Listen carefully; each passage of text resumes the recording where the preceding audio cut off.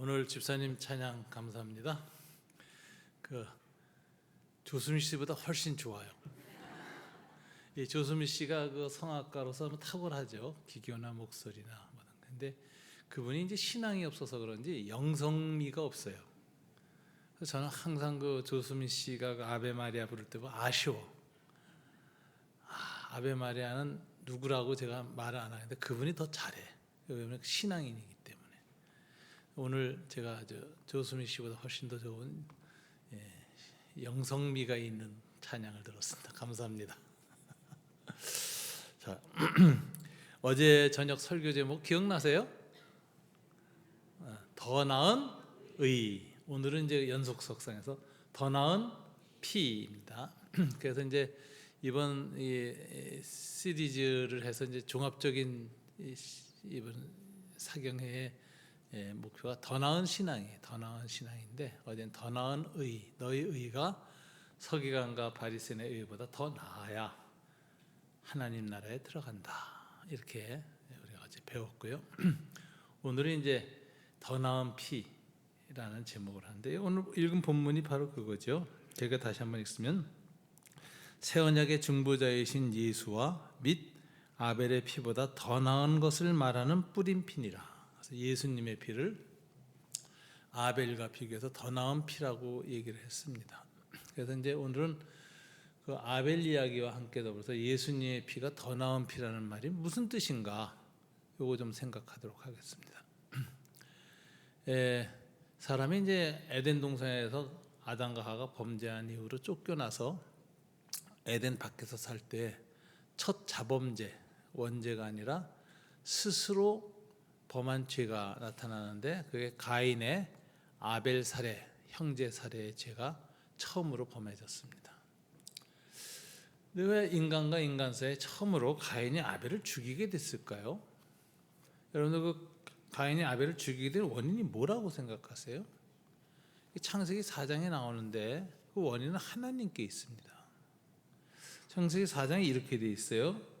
3절부터 보면 세월이 지난 후에 가인은 땅의 소산으로 제물을 삼아 여호와께 드렸고 아벨은 자기도 양의 첫 새끼와 그 기름으로 드렸더니 여호와께서 아벨과 그 손에 그의 제물은 받으셨으나 가인과 그의 제물은 받지 아니하신지라. 가인이 몹시 분하여 안색이 변하니. 이렇게 되어 있어요. 원인이 하나님께 있죠. 여러분, 하나님이 두 사람 다 제물을 드렸는데 여기 세월이 지난 후에라는 표현이 나오는데 이건 히브리어 관용어인데요. 말하는 건 이제 추수감사절을 의미합니다. 그래서 이제 가인은 목축업자였어요. 고대. 그리고 이제 아벨은 농사였어요. 둘 다 자기 소산물 하나님께 예배를 드립니다. 그래서 이제 아벨은 양과 그걸로 다 하나님께 예배를 드렸고 가인은 농사의 소산물인 곡식으로 예배를 드렸어요. 근데 하나님이 가인과 그 예물을 받지 않았다 이렇게 돼 있어요. 왜 받지 않으셨을까요?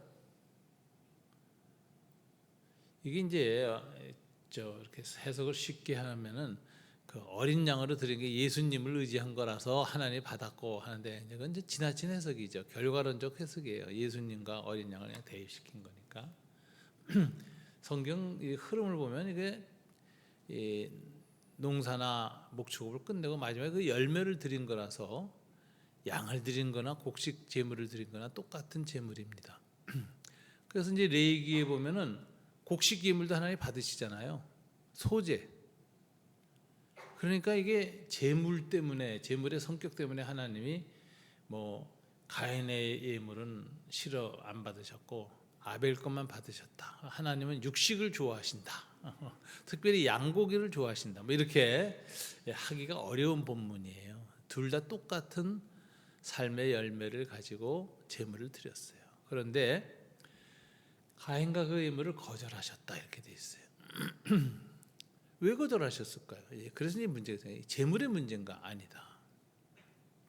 여기서 이제 우리한테 통찰을 주는 게 그 본문이 묘하게 이런 뉘앙스인데 예물만 안 받았다는 게 아니라 예물을 드린 사람도 안 받았다고 돼 있어요. 그래서 아벨과 그 예물은 받으시고 가인과 그 예물은 거절하셨다. 그래서 이 하나님 예배를 거절할 때는 예배 드린 자의 삶조차도 함께 거절합니다. 자, 그러면 아벨의 삶은 받으셨고 가인의 삶은 거절하셨다 그래요. 그러니까 가인의 삶 자체가 하나님 앞에 뭔가 잘못된 삶을 산 사람이에요. 그리고 예물도 그 잘못된 삶에 위에서 그 표현으로서 예배를 드리니까 하나님이 아벨과 예물은 받으시지만 가인의 삶 자체와 가인의 예물은 거절하셨다 그래요. 근데 거절하셨다는 것이 하나님이 합당하다는 거 보여주는 반응이 나와요. 거절받았을 때 아벨이 어떤 반응을 보였죠?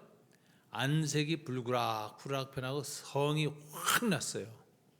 그래서 하나님이 직접 대놓고 네가 왜 안색이 변하느냐? 이거 야단쳐요. 자, 안색이 변했다는 게 뭘까?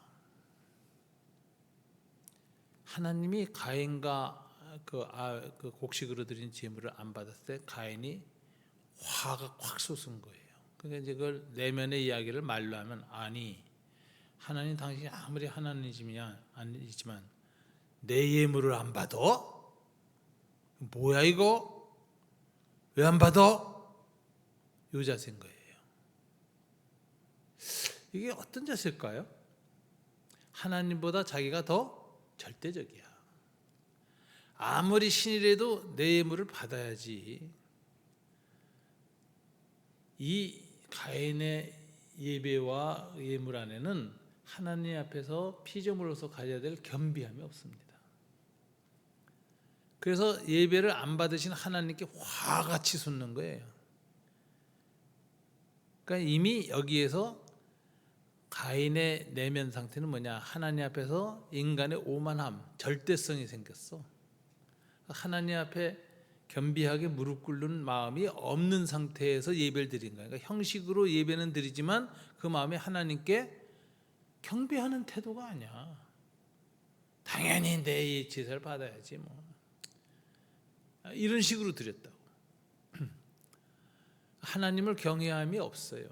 하나님이 아신 거예요. 야, 나는 네 예물과 너의 삶을 받을 수가 없다. 거절하시니까 안색이 확 변해서 올라오면서 하나님 앞에서 눈을 부라린 거지 이건 진짜. 아니 안 받아?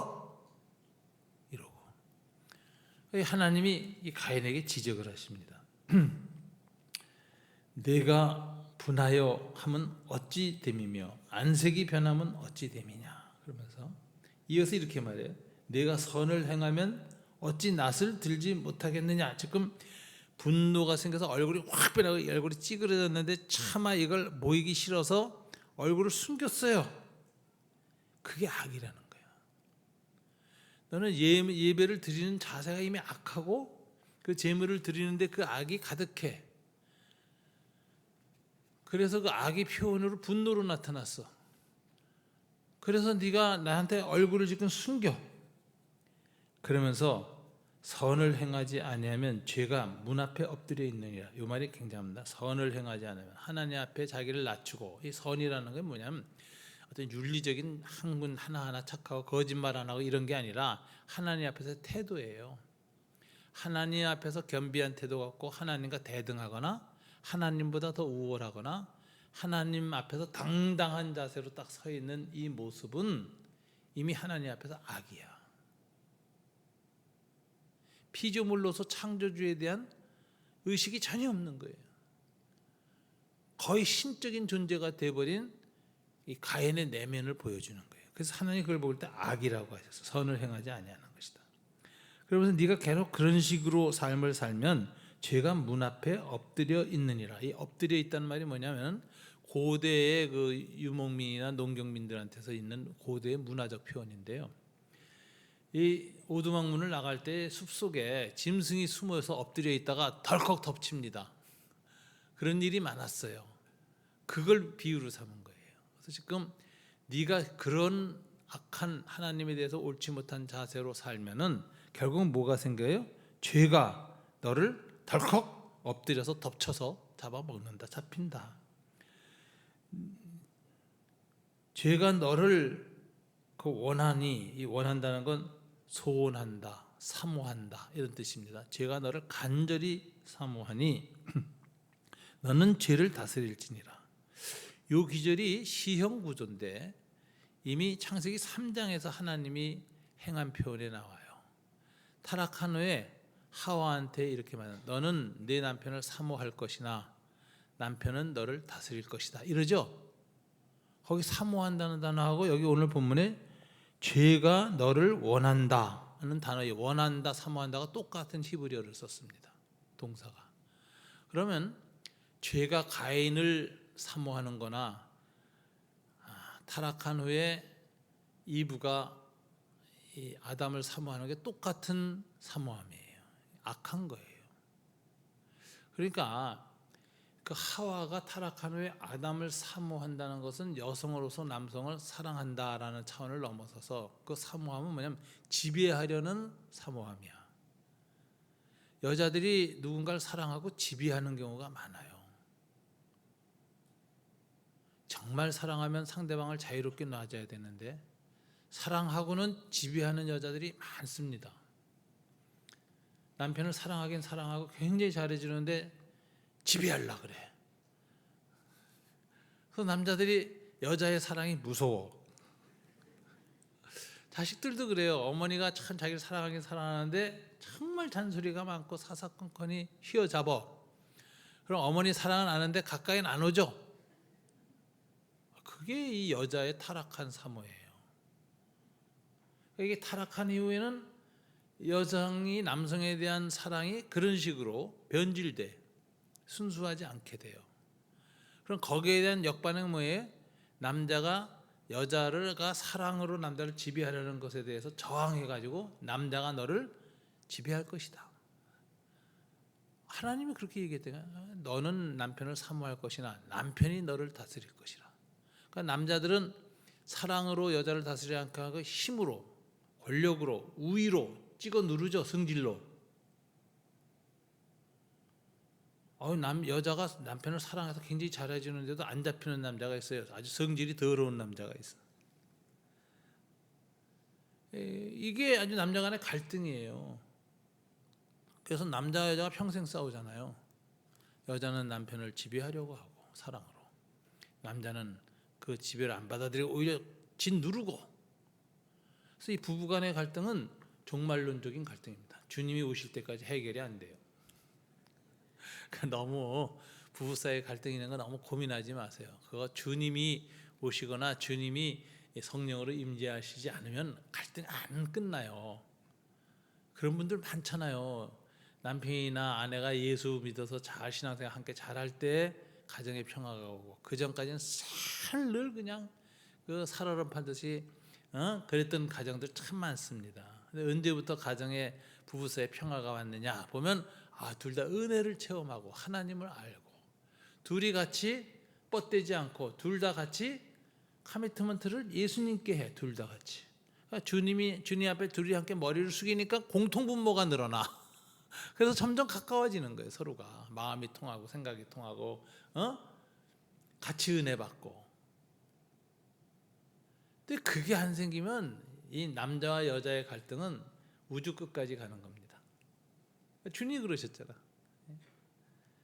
그래서 이제 가정 평화, 부부 사이의 평화도 예수님 안에서 외에는 해결책이 없습니다. 사실상. 왜냐하면 다 뻗대니까 서로가. 자, 이 가인한테도 하나님이 그래서 죄가 너를 사모하나. 이게 이제 엄마한테 일어났던 일, 그 얘기를 하시면서 범죄한 이후에는 항상 죄가 너를 사모해 너를 지배하려고 하는데 그 죄에게 지배당하지 말고 오히려 너는 그 죄를 이겨라. 이렇게 하나님이 격려하셨습니다. 그런데 죄를 이겼나요?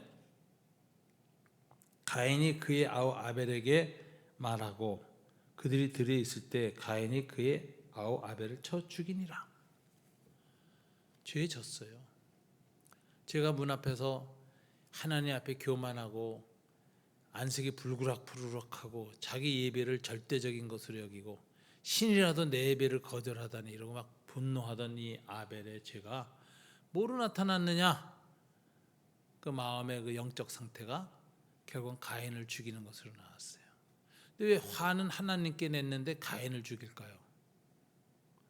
아벨을 죽일까요? 아벨 죽이는 건 하나님 죽이는 거라는 거 아세요? 아들이 아버지한테 화가 나면은 어떤 때 나가다가 아버지가 아끼는 꽃병을 발로 차고 나갑니다. 그 꽃병이 와장창 깨지면 아버지가 그냥 펄쩍 뛰죠. 그거 아버지 찬 거예요. 지금 가인이 아벨을 죽인 건 하나님 죽인 거예요. 하나님 앞에 화가 나서 화풀이를 가인하게 한 거야. 이게 이제 이 가인의 절대성이라는 건데, 하나님이 가인과 그 예물을 안 받으셨는가? 이미 그 내면을 들여다 보시니까 하나님께 참 예배자의 내면이 없어.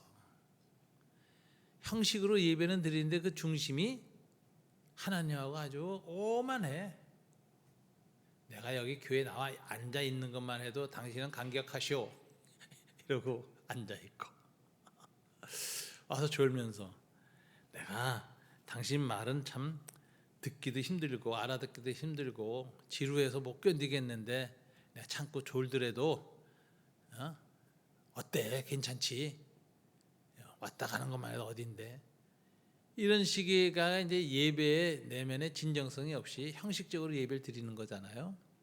근데 이게 이제 안 믿는 사람이나 이런 아니라 예수 믿는 사람들도 그런 일이 많이 납니다. 너무 세상 일이 힘들고 거기에 신경이 쓰이면 와서도 그 생각만 하는 거예요. 이해는 가요. 얼마나 힘들고 스트레스 받을 일이 많은지.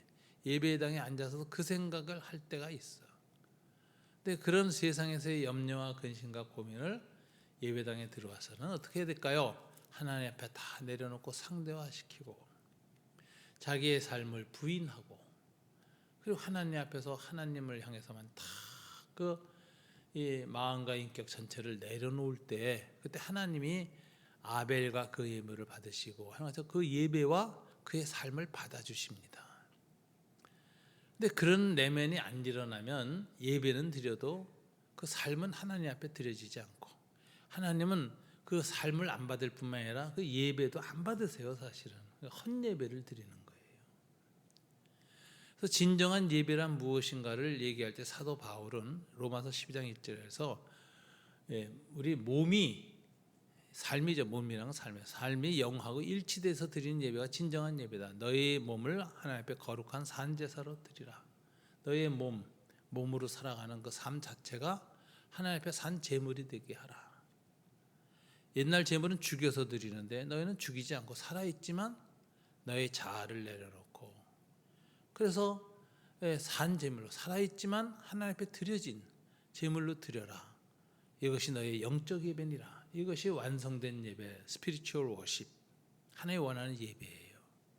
그래서 이 예배의 관점에서 창세기를 해석하면은 가인은 하나님 원하는 예배를 못 드렸어요. 그건 그 안에 악이 가득한 예배였어요. 근데 그 악이라는 건 윤리적인 범죄가 아니라 하나님 앞에서의 태도였어요. 하나님 앞에 자기 상대화가 안 일어나, 자기 부인이 안 일어나, 하나님 앞에서 여전히 자기가 신이고 왕이고 대등한 존재. 대등한 존재니까 화가 나지. 이게 인간의 오만입니다. 그리고 그 결과가 첫 형제 살해로 발전해요. 그래서 모든 인간의 악은 이제 어디서 시작하냐? 예배에서부터 시작합니다. 예배에서 어떤 삶의 태도를 가지고 있느냐. 그래서 우리가 예배가 회복되어지고 삶이 하나님 앞에서 참 산 제물로 내려놓고 하나님 받으시고 내 삶을 하나님 뜻대로 하나님 어루만지시고 하나님 빚어가 주시옵소서.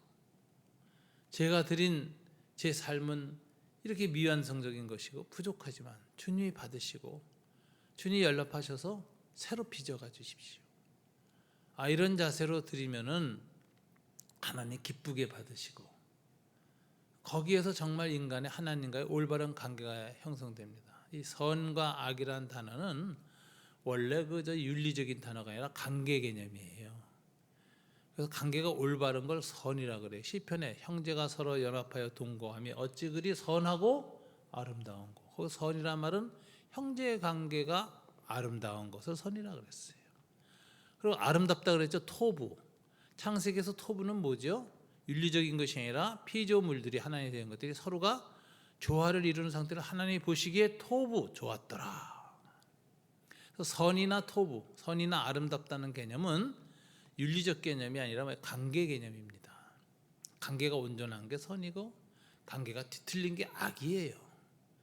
그러니까 오늘 이 가인에 대해서는 네가 악하다 한 말은 옳은 말이에요. 하나님이 정확하게 보신 거예요. 그래서 우리의 모든 선이나 악은 어디서 시작하느냐? 하나님과의 바른 관계에서 시작한다. 거기가 무너지면 어느 순간에 죄가 덮칠 때 죄를 이길 힘이 없어서 그냥 죄를 저질러요. 그래서 죄를 이길 힘은 어디서 나오느냐? 하나님과 바른 관계를 가질 때만 나와요. 하나님과의 바른 내면의 관계가 안 이루어져서 산 제사가 안 되면 그냥 그거는 악에게 넘어가게 돼 있어요. 그래서 여러분 리셋이라는 용어가 있어요. 헝클어지고 시스템이 망가지면 전원을 껐다가 다시 켜면 리셋돼서 제대로 돌아오잖아요. 우리 삶의 리셋은 하나님 앞에서 예배 드릴 때 다시 리셋이 됩니다. 그동안 세상에 살면서 죄도 많고 고민도 많고 욕심도 많고 이렇게 하지 이것저것 하다가 다 뒤틀렸어. 인생이 짜증나고 힘들고 고통만 가득해. 정말 이런 악순환에서 벗어나고 싶어. 딱 하나예요. 리셋하세요. 하나님 앞에 딱 쓰세요. 예배자의 자리에 쓰세요. 그러면 하나님께서 리셋해 줍니다. 다 새로운 창조, 새로운 삶, 새로운 관계가 시작됩니다. 굉장히 중요한 자리죠. 그래서 예배 시간에 하나님의 임재를 느끼고 하나님 앞에 삶이 재정렬되어지고 하나님의 새 창조를 시작하는 그 일을 체험하면은 예배라는 것이 굉장히 감격스러운 것이고 놀라운 것입니다. 그 몸에 암세포가 많아도 의사들의 1도만 체온이 올라가도 그 암세포가 싹 죽는데요. 그래서 체온 올리기가 굉장히 중요하죠. 그래서 매일 나이를 드신 분들이 15분 동안 너무 많이 하면은 그 혈관에 이상이 와가지고 확장돼서 돌아가실 수도 있는데 15분간 온욕을 하는 거예요. 40도 어간 너무 올라가면은 혈관이 팽창돼서 안 좋으니까 39.5도 정도, 따끈한 정도, 딱 15분만 담그래요. 15분만. 그리고 나오면은 온도가 1도 딱 올라갑니다. 그 순간에 리셋이 돼요. 암세포들이 싹 사라져요. 이게 건강목욕법으로 그 의사들이 권하는 거예요. 15분간으로 몸을 리셋하라. 얼마나 쉬워요. 영혼도 마찬가지. 하나님 앞에 딱 온전한 예배를 드리면 하나님이 선하다, 보시기에 토부 아름답다, 그리고 축복을 하시는 거예요. 생육하고 번성하라. 네 하는 일들이 다 하나님 뜻대로 이루어질 것이다. 그래가지고 삶의 기쁨과 회복을 경험하는 거죠. 어려운 일도 사라지고 힘든 일도 극복하고 하나님의 새로운 창조의 세계가 날마다 새로워지는 게 이 리셋하는 거예요. 그 리셋을 우린 예배라고 부릅니다. 그래서 딴 건 못해도 예배에 성공하는 그리스도인이 돼야 돼요. 그래서 예배 시간을 어떻게 보면 내 삶을 새롭게 시작하는 하나님의 창조의 시간이다. 새 창조의 시간 이렇게 여기셔야 돼요. 오늘 아벨과 그 예물을 받으시고 가인과 그 예물을 거절하셨다 그랬죠. 여기서 가인의 상과 예물이 연결되어 있다 그랬죠. 아벨의 상과 그 예물이 연결되어 있자 그랬죠. 그래서 이 예배학에서는 예배 의식, 즉 우리가 이제 주일날 찬송가 부르고 기도하고 해서 이렇게 설교하고 해서 1시간 예배 드리잖아요. 그 의식으로서의 예배, 즉 리터지, as a worship, 의식으로서의 예배, worship as a liturgy, 의식으로서의 예배가 있어요. 거기 특송도 하고 기도도 있고 뭐 찬송도 부르고 뭐 다 하잖아요. 말씀도 있고 그거와 삶으로서의 예배, the life as a worship, 예배로서의 삶, 라이프. 그래서 라이프와 리터지는 일치되어야 한다.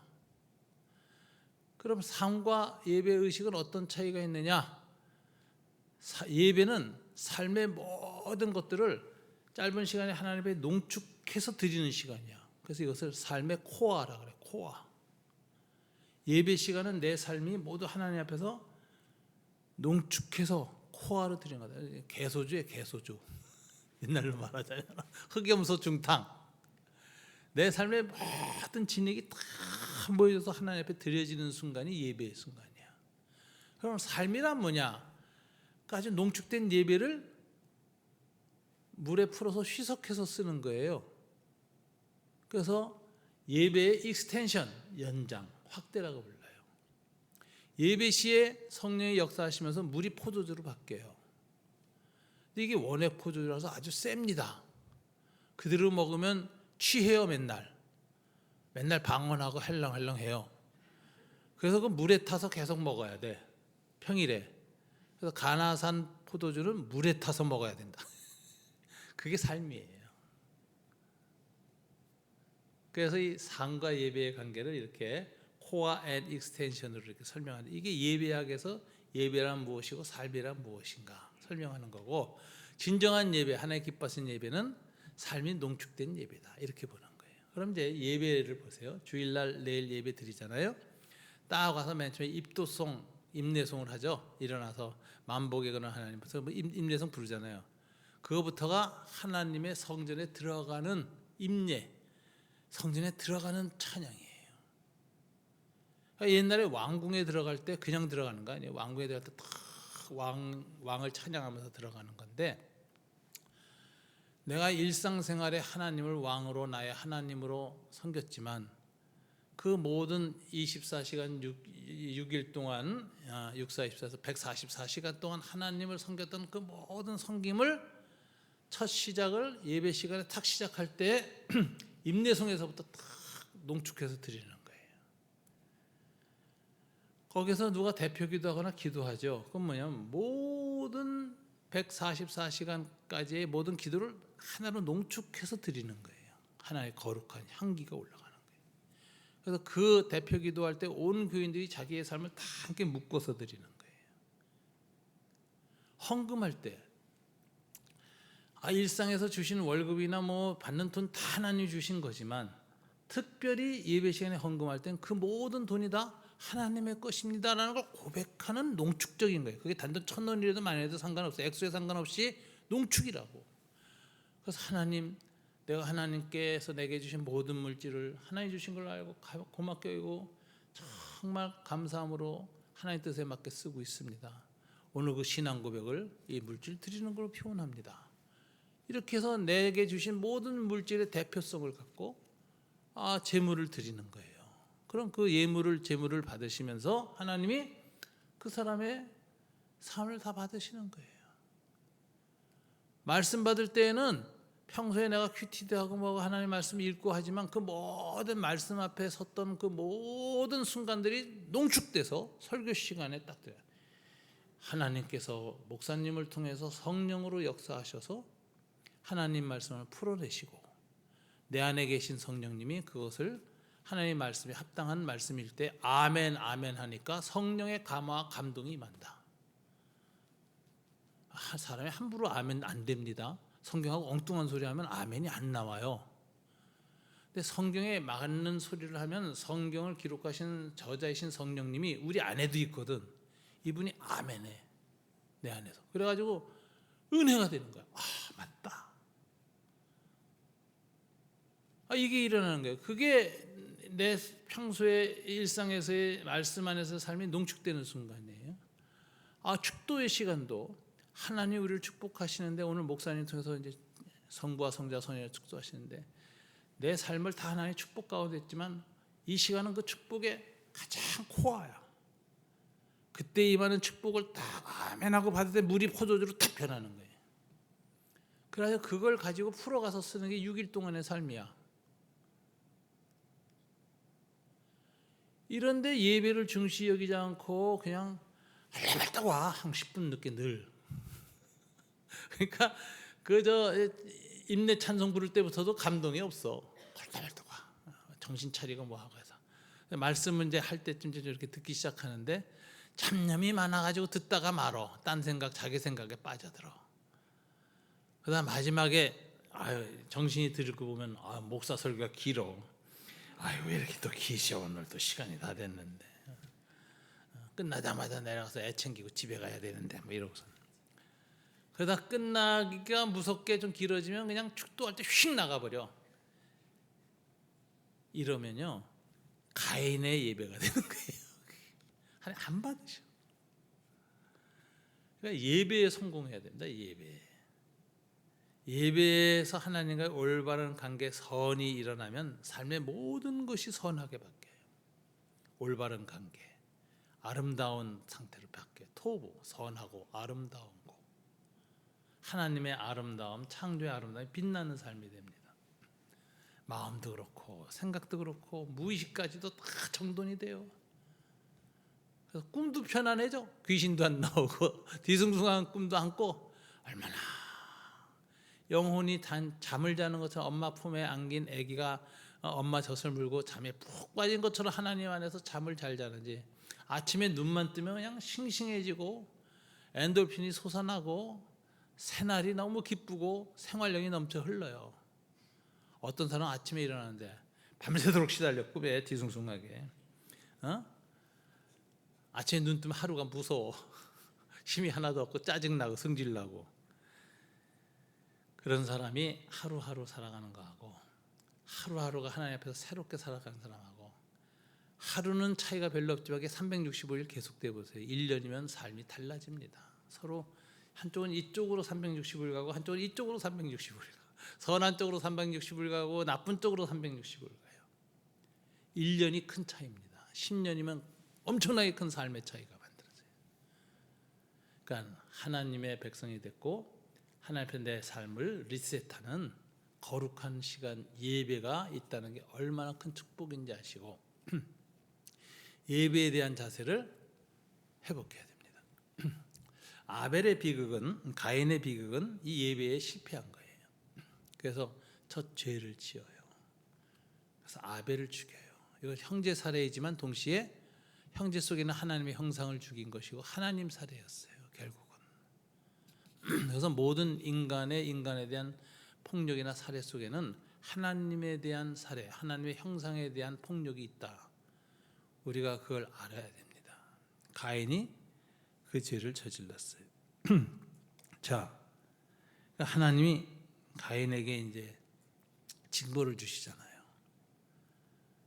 그러니까 가인이 그 징벌 속에 있으면서 이제 다른 사람이 날 죽이려 하는데 공포가 생겼습니다. 그러니까 내가 너를 지켜주겠다. 그래서 가인의 표라는 걸 줘요. 근데 가인의 표가 뭔지는 잘 모릅니다. 그래서 유대인들 전설에는 뭐 이마의 표 줬다는 얘기도 있고, 또는 뭐 검은 개가 가인을 평생 쫓아다니면서 보호했다, 뭐 이런 말도 있고, 이제 별별 이 설화가 많아요. 근데 그 뭔지는 몰라요. 근데 하나님이 가인을 보호하려고 표를 주셔서 죄를 지었지만 하나님의 은혜가 임한 거예요. 이게 구원의 표시죠. 근데 이 가인이 이 하나님의 표, 구원의 표를 믿고 살았으면은 그래도 믿음으로 타락한 가운데 살아갈 수 있었을 텐데 이거 안 믿어요, 하나님의 표를. 그래서 내 힘으로 나를 구원하겠다 하는 자력 구원의 길로 들어가요. 내 노력과 의지로 나를 보호하지 무슨 하나님의 표를 의지하냐, 내 힘으로 나를 보호해야 된다. 그래서 만든 게 에덴의 동쪽으로 가서, 이 에덴의 동쪽이라는 것은 이제 영화 제목도 있어요. 에덴의 동쪽. 근데 에덴의 동쪽의 이름이 뭔지 모르죠. 그 동쪽을 성경에 노시라고 불렀어요. 뜻은 황량한 곳이라는 뜻이에요. 에덴 동산 동쪽으로 갔는데 황량한 곳으로 갔어요. 그리고 거기에서 자기를 방어하기 위해서 뭐를 쌓죠? 성을 쌓아요. 그리고 그 성을 자기 아들 이름 써서 에녹성이라고 그래요. 에녹 왕조를 창설해요. 이게 최초의 도시국가예요. 그 도시국가에서 문명이 발달합니다. 육축 키우는 자가 나오고 목축업, 식량 산업의 획기적인 발전이 왔죠. 그 전까지는 사냥해서 먹었는데 이제는 생산을 해요. 농업, 목축업. 도시 문명은 채취 산업으로 못 삽니다. 키워야 돼요. 오늘 같은 거대 도시가 되면 돼지들을 아파트식 공장에서 엄청나게 키워서 잡아먹고 닭을 잡아먹어야 돼. 가인의 도시에서 그런 짐승들을 잡아먹게 해서 대규모 살육하고 키우는 일이 처음 시작됐다. 그 라멕이란 도시는 시작부터가 폭력적이었는데 문명이 폭력적이야. 그 다음에 만든 게 철기 문명. 그 청동기 철기를 만들어요. 금속을 다루는 사람이 나와요. 이게 기계 기술 문명이죠. 오늘날 그 기계 기술 문명이 끝까지 가고 있잖아요. 휴머노이드 나오고 AI 로봇 나오고. 그래서 인간의 약함을 기계를 통해서 그 약함을 보충하려는 거예요. 그래가지고 기계 기술 문명이 발달하는 게 첫 에녹 시티에서 시작해요. 인간의 이 도시는 하나님 없이 인간 스스로가 왕이 되고 지배하는 인간이 신이 되는 도시예요. 거기서 모든 문명이 나와요. 그다음에 이제 노래 부르는 자, 피리 부는 자가 나오는데 하나님을 상실하고 인간을 죽이고 인간성을 상실한 인간이 느끼는 고독과 비애가 있어요. 허무함. 그걸 노래로 달래는 거예요. 그래서 세상 대중가요는 다 슬픕니다. 어딘지. 그 잃어버린 사랑, 짝사랑, 상실한 아픔 이런 걸 애절하게 부르는 사람들이 다 공감력이 크죠. 그래서 그런 거예요. 인간의 예술은 맨 처음부터 하나님을 상실하고 인간성을 상실하는 과정에서 느끼는 인간의 외로움과 쓸쓸함을 스스로 위로하기 위해서 공동체 안에서 반영하는 것이 노래였어요. 인간 예술의 한계죠. 그래서 인간의 모든 예술은 타락한 성격이 있습니다. 화란의 유명한 문화신학자가 쓴 글 중에 모던 아트 앤 데스 오브 컬처라는 책이 있어요. 현대 예술과 데스 오브 컬처, 문명의 죽음이라는 책을 썼는데 예술 신학으로 유명한 책이 나왔어요. 그 책에 보면 현대의 모든 예술이 얼마나 죽음에 관해서 근거하고 있는 예술인가. 인간의 허무함, 좌절, 슬픔 이런 거. 그러니까 이게 참 에녹시티에서 시작한 인간 문명이 갖고 있는 타락상이 이미 나와요. 식량 산업의 획기적인 변화든 기계 기술 문명의 발전이든 혹은 예술의 발전이든 그 모든 것은 인간의 타락을 반영하고 있다. 그래서 항상 비극으로 끝나게 돼 있어요. 그런 문명은 비극으로 끝난다. 그래서 7대 손이 라멕이라는 놈이 나왔는데 에녹시티 7대 왕이에요. 이 왕조에. 근데 이때 이미 인간의 폭력이 일상화돼서 나타나는데 아다와 신라여 내 말을 들으라. 그러고 노래를 부르는데 성경에 쓰여진 첫 노래 형태 중에 하나예요. 아까 여인은 너를 하와 너는 아담을 사모할 것이나 아담은 너를 다스릴지라. 이게 시형입니다. 근데 그거보다 앞에 있던 시형이 뭐냐면 너는 내 살 중에 살이요 뼈 중에 뼈로다. 아담이 하와를 보면서 한 노래가 그거예요. 그걸 사랑의 노래. 창조됐을 때 첫 인간관계가 시형으로 나왔어. 이게 창세기가 산문으로 기록되는데 그 중에 시형이 일뜻 나와요. 그럼 시형이라는 건 뭐냐? 구전 전승으로 내려온 노래가 판소리처럼 후대에 성경이 기록될 때 산문 중에 한 부분으로 들어가. 그럼 똑같이 창세기 안에서도 이야기체로 쓰여져 설화체로 쓰여진 본문하고 시가 들어가면 어떤 것이 더 고대성이 있습니까? 쓰여지기는 성령의 감동으로 함께 씌워졌지만 그 원전, 그 소스의 고대성은 시형이 좋은 거예요. 시형이. 그래서 그 시형 본문은 연구를 잘해야 돼. 그 시형과 그 옆에 있는 산문 구조가 아주 독특한 성경 해석의 그 긴장점을 창설합니다. 첫 노래는 얼마나 아름다운 사랑이에요. 너는 내 뼈 중에 뼈, 몸 중에 몸이다. 이게 아이덴티티, 남자와 여자가 하나다. 완전히 하나 됐음을 얘기하는 거죠. 나는 너고 너는 나다. 굉장한 거죠. 그래서 타락하자마자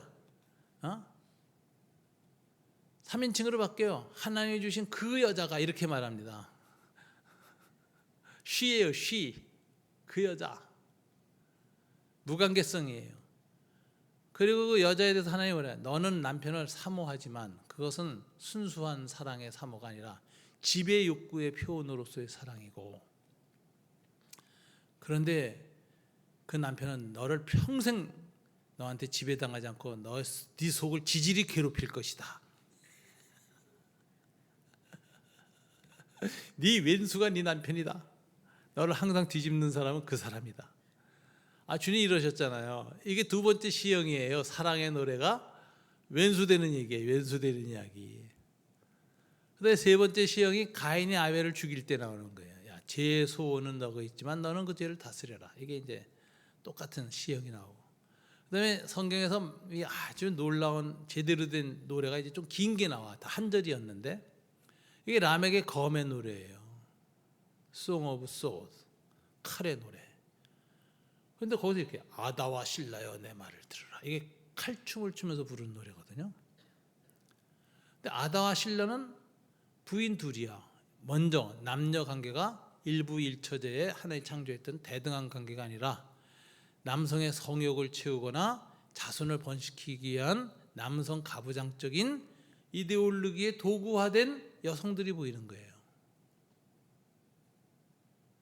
그러니까 성경에 이 일부 일처제가 아니라 일부 다처제가 딱 나서 남성의 여성에 대한 이 폭력적 지배가, 성적 지배가 실현된 것이 가인의 성 라멕에서 시작했다는 거야. 굉장한 통찰이죠. 근데 그 라멕은 칼을 들고 이렇게 얘기해요. 아다와 실레여 내 말을 들으라. 어떤 젊은 놈이 내게 도전했다. 아내 뺏으려고.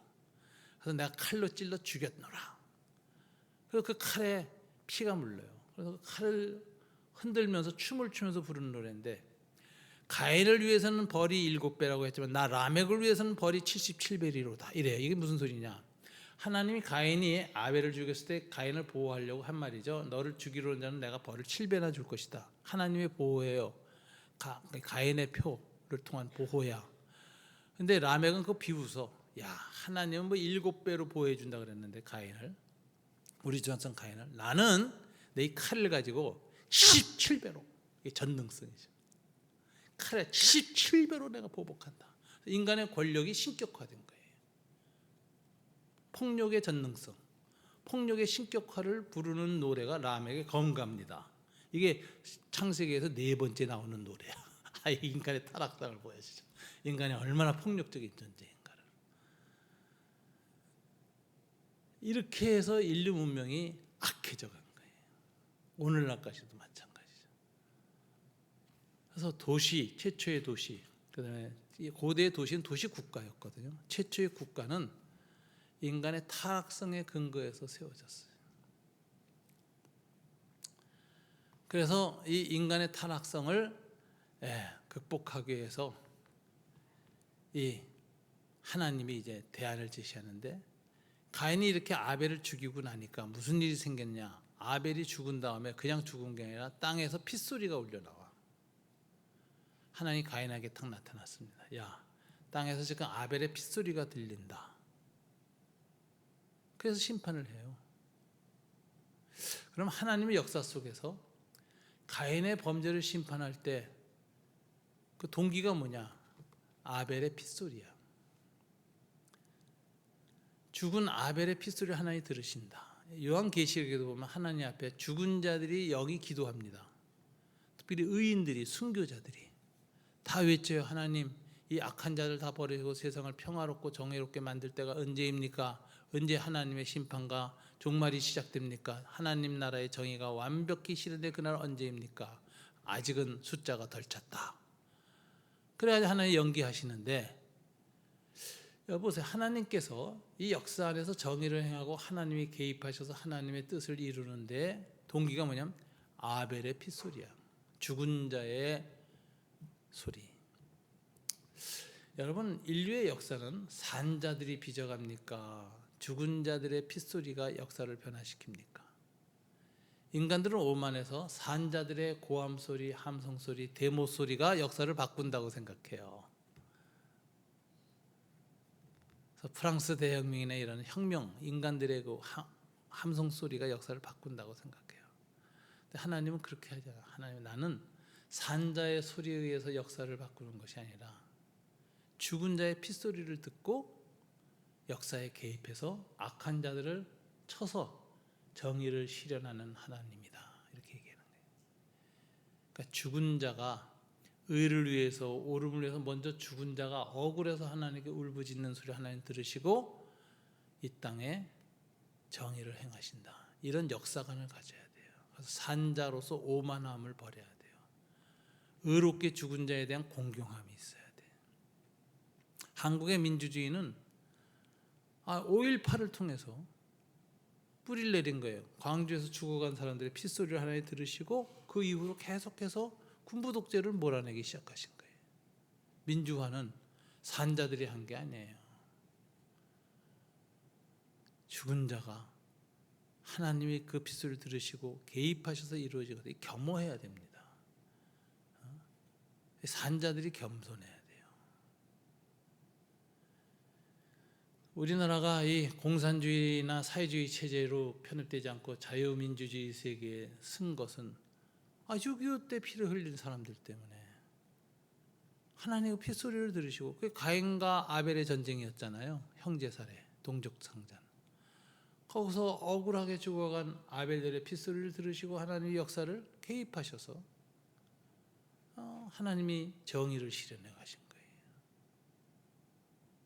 그래서 이 민족사도 어떻게 앞으로 이 분단과 통합 과정을 갈지도 모르고 우리 내부의 갈등을 통해서 또 민주주의가 어떻게 완성돼 가는지 다 봐야 되는데 여기서 한 가지 그리스도인은 중요한 역사관을 가져야 됩니다. 산자들이여 오만하지 마라. 너희의 함성과 노력으로 역사가 바뀌는 것이 아니라 죽은 자들의 핏소리를 하나님이 들으시고 개입하셔서 하나님의 정의가 실현되는 것이다. 그러니까 겸손하라. 이게 이제 성경의 얘기 아벨의 핏소리라는 거예요.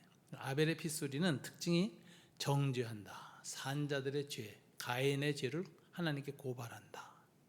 두 번째, 하나님이 그 핏소리를 들으시고 인간의 역사에 개입하신다. 땅에 내려오셔. 그래서 가인을 징벌하신다. 그래서 하나님의 정의가 이 땅에 실현되게 직접 하신다. 이게 아벨의 피의 특징이에요.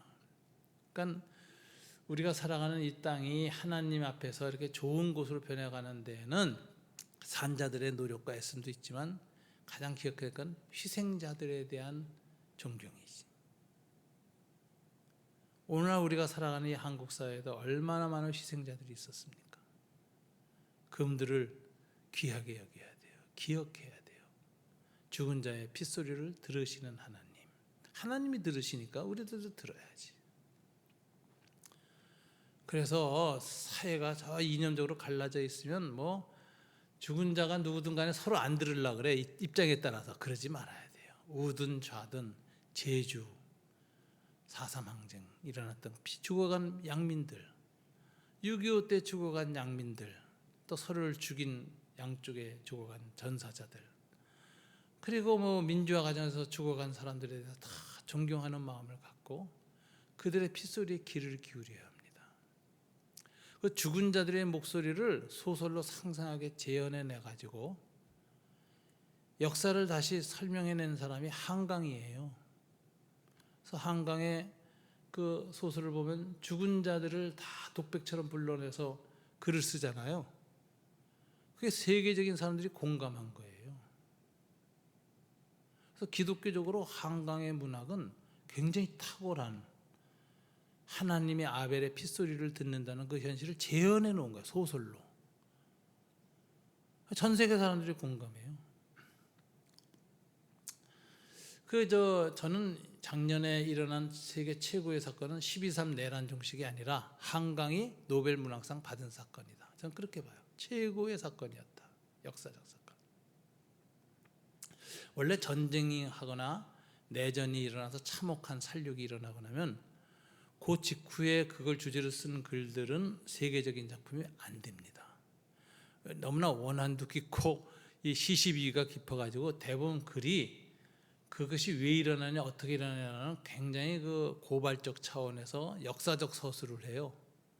그래서 6.25 전쟁 문학이 나와도 그렇고 5.18 사건을 통해서 광주 사건을 문학으로 해도 상당히 사실적인 문학이 주로 나와요. 그래서 운동권 문학이 되기도 하고 저항 문학이 되고 진보 문학이 되고 막 이런 식으로 갈라져요.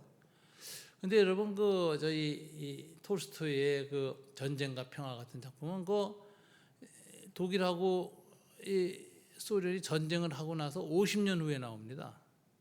근데 그때쯤 되면 서로 원한을 지고 으르렁거리던 건 좀 다 가라앉고 전쟁의 깊은 상처를 얘기하면서 그 상처를 극복하는 단 하나의 방법이 뭐죠? 사랑이야.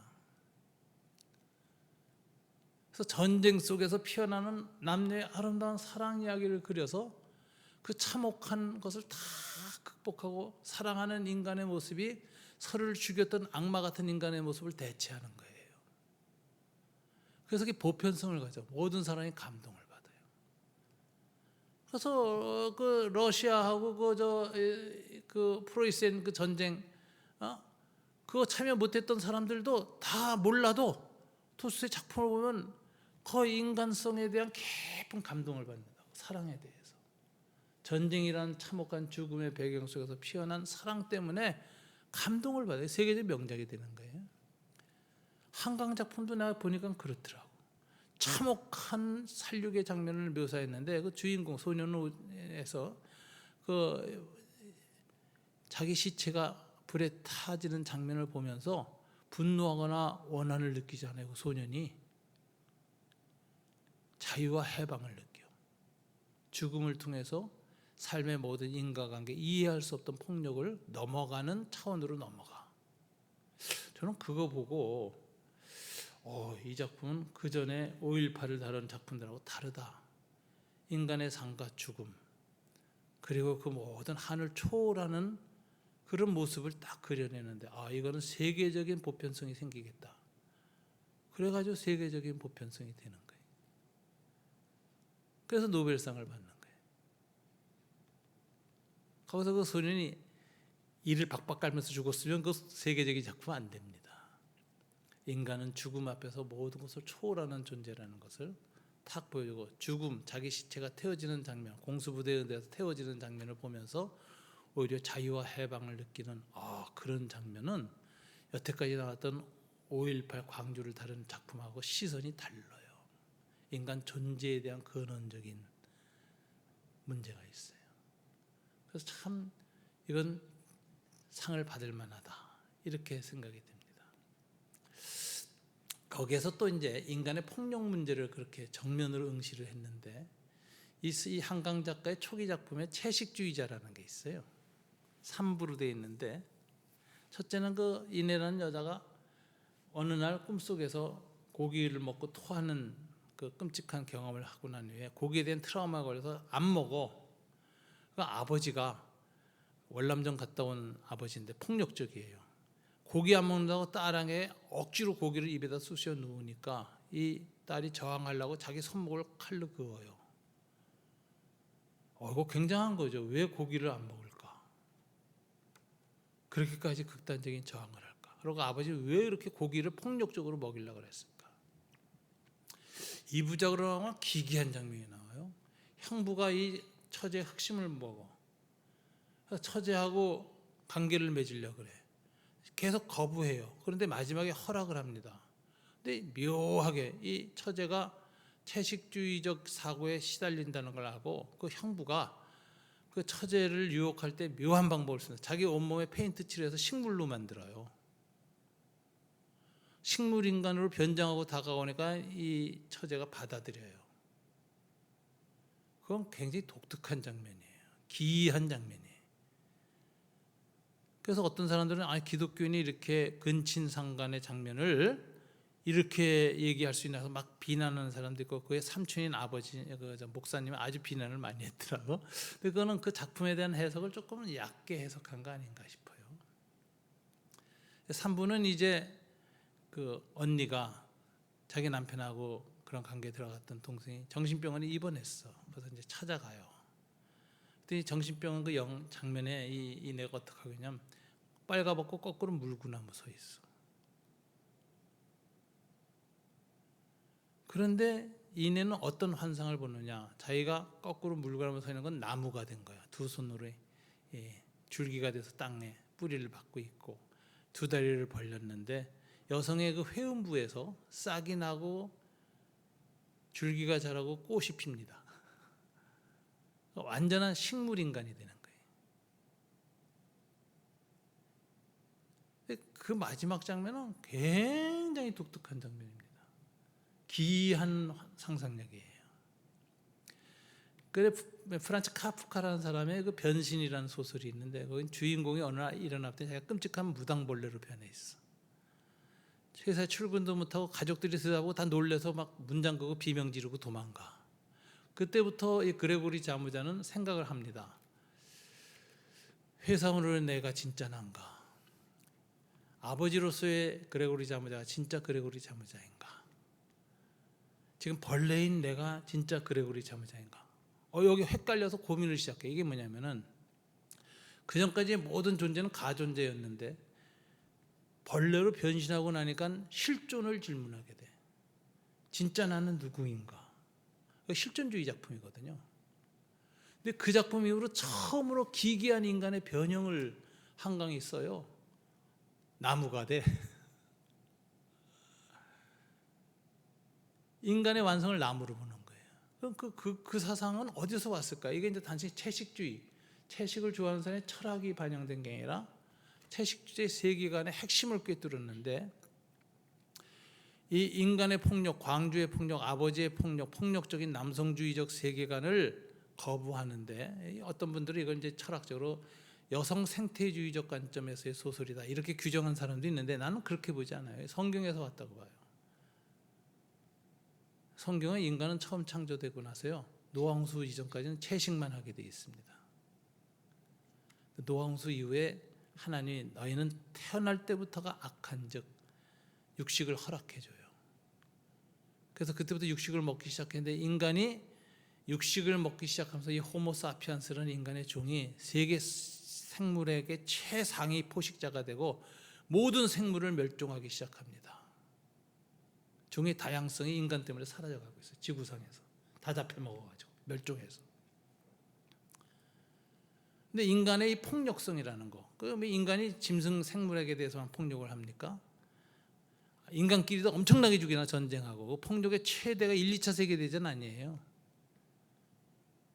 그 폭력을 하는데 그 폭력의 원인이 뭘까를 깊이 생각하면 성경은 뭐라고 해요? 채식에 있지 않고 육식을 하는 데서 시작한다는 게. 육식이 폭력성의 체화예요. 체화.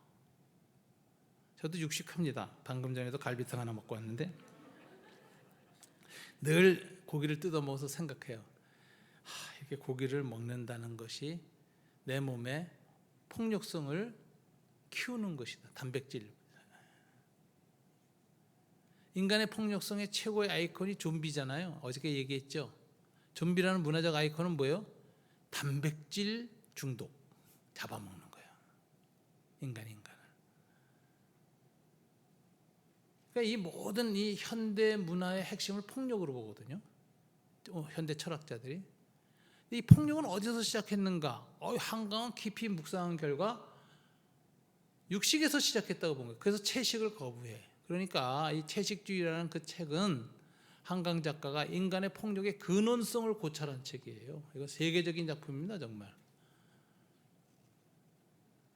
그래서 그 맨부카상을 받거나 노벨상을 받은 게 이유가 있어요. 그거 뭐 참 대단한 일입니다. 그리고 그냥 그거 참 인류 역사 속에서도 한국 역사 속에서는 정말 대단한 일이 일어나는데 한국 사람은 정말 대단해요. 작가만이 아니라 반대하는 사람들은 스톡홀름 가서 데모해서 상 주지 말라고. 노벨상 주는데 그 나라에서 와서 상 주는 거 반대하고 데모한 민족은 한국 민족밖에 없어.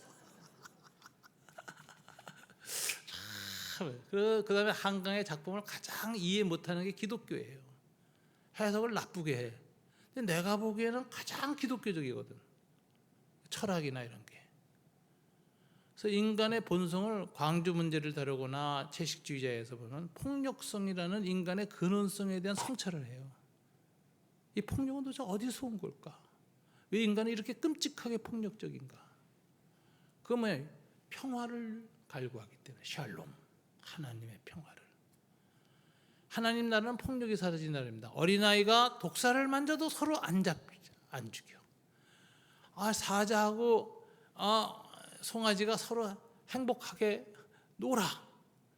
피조 세계의 피조물에도 폭력성 자체가 사라져버린 세계가 하나님 나라야. 자연과 인간. 에덴 동산은 창세기 보면 가운데 생명의 강이 흐르는데 좌우에 생명나무가 열리는데 양쪽으로 도로가 사람들이 엄청나게 다니면서 하나님께 예배를 드리고 생명수의 근원에는 어린 양이 앉아있고 어린 양 보좌 밑에서 생명수 흘러나와요. 청계천이에요. 청계천 끄트머리에 어린 양 보좌가 있고 거기서 생명수가 흘러나오고 청계천에서 생명나무가 자라고 모두 그거 먹어서 생명을 영원히 누리는데 그 도로는 양쪽으로 수많은 민족이 다녀. 거기 보면은 도시와 자연이 통합되어 있습니다. 에덴 동산과 도시가 에덴 동산과 가인의 에녹시티가 통합된 거야. 여긴 살육이 없어. 샬롬. 어린 양의 보좌만 있어. 저는 그런 이미지들이 굉장히 기독교적인 이상을 보여하는데 그걸 추구하고 그런 갈망으로 소설 쓴 사람이 한강 작가예요. 그래서 나는 그 사람이 어떻게 신앙생활을 하는지는 잘 모르겠지만 그의 내면 속에는 그 집안이 전부 기독교 집안이잖아요. 기독교에 대한 깊은 이해가 전제된 작품을 썼다. 재평가해야 돼요. 잠깐 얘기가 딴 데로 갔습니다. 이 아벨은 그 아벨의 피는 어떤 역할을 하느냐? 인간의 모든 폭력을 고발해요. 이거는 인간의 모든 죄를 고발하는 거예요. 인류의 역사는 폭력의 역사거든. 원죄는 에덴에서 지어졌는데 나와서 시작한 자범죄, 첫 인간이 스스로 악한 일을 저지른 행위는 형제살해였어. 그리고 지금까지 계속되는 거예요. 온갖 폭력이. 요즘 폭력이 옛날에는 구조적 폭력이라서 6.25 전쟁 혹은 5.18 광주 내란 쿠데타 이런 게 구조적 폭력이죠. 근데 이 구조적 폭력에 시달린 나라의 특징은 전쟁을 겪은 나라나 이 내란 같은 걸 겪은 나라의 특징은 폭력이 일상화된다는 거예요. 아주 사소한 일에도 폭력이 끼어듭니다.